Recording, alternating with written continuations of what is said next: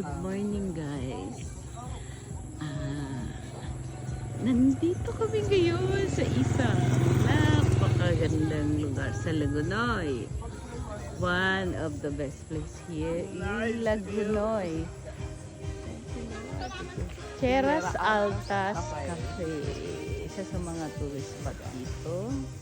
So tingnan natin. Tingnan natin. Oh my God!